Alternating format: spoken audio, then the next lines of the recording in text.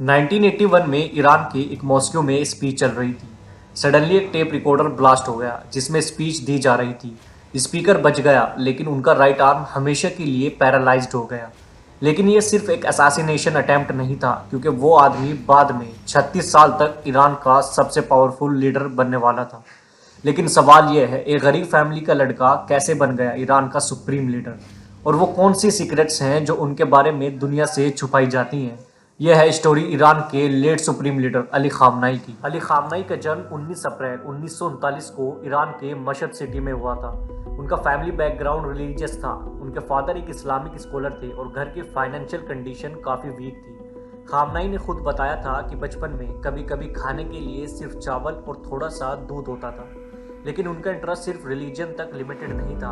उन्हें history, poetry और literature का भी काफ़ी शौक था। टीनेज तक वो पर्शियन पोइट्री लिखने भी लगे थे। लेकिन 1960s में ईरान में एक बड़ा पॉलिटिकल तूफान आने वाला था। शाह मोहम्मद रज़ा पहलवी के खिलाफ प्रोटेस्ट होने लगे और यहीं से खामनाई की पॉलिटिकल जर्नी स्टार्ट होती है। 1960s और 70s में खामनाई ने रुहुल्लाह खुमैनी के साथ मिलकर शाह के खिलाफ मूवमेंट ज्वाइन किया।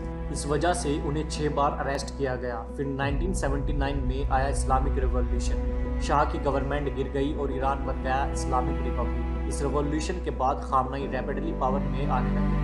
1981 में एक और शॉकिंग इवेंट हुआ जब सैयद अली खामनाई स्पीच दे रहे थे तो टेप रिकॉर्डर जिस पर स्पीच दी जा रही थी अचानक ब्लास्ट हो जाता है। उस ब्लास्ट में अली खामनाई बच जाते हैं, लेकिन उनका राइट आर्म परमानेंटली डैमेज हो जाता है। लेकिन इस इंसिडेंट ने ईरान में उनकी पॉपुलैरिटी और इन्फ्लुएंस और बढ़ा दिया। 1981 में खामनाई ईरान के प्रेसिडेंट बन गए और ये टाइम था ईरान इराक वॉर का। वॉर के दौरान खामनाई ने मिलिट्री और सिक्योरिटी फोर्सेस के साथ स्ट्रॉन्ग कनेक्शंस बनाए। लेकिन असली टर्निंग पॉइंट आया 1989 जब ईरान के फाउंडर रुहुल्लाह खुमैनी की डेथ हो गई। अब सवाल था, ईरान का नेक्स्ट सुप्रीम लीडर कौन होगा। सरप्राइजिंगली चॉइस बनी अली खामनाई, पर प्रॉब्लम ये थी कि उस टाइम उनकी रिलीजियस रैंक उतनी हाई नहीं थी जितनी कॉन्स्टिट्यूशन डिमांड कर रहा था। इसलिए कॉन्स्टिट्यूशन चेंज किया गया और अली खामनाई ऑफिशियली ईरान के न्यू सुप्रीम लीडर बन गए। तो फिर शुरू हुआ उनका 36 साल का रूल। सुप्रीम लीडर के रूप में अली खामनाई ईरान के मोस्ट पावरफुल पर्सन बन गए। उनके पास कंट्रोल था मिलिट्री, जुडिशरी, मीडिया और फॉरेन पॉलिसी का। उन्होंने ईरान के इस्लामिक रिवोल्यूशनरी गार्ड्स कोर्प्स को और भी पावरफुल बना दिया। इंटरनेशनल लेवल पर उनका स्टांस काफ़ी स्ट्रॉन्ग हो चुका था।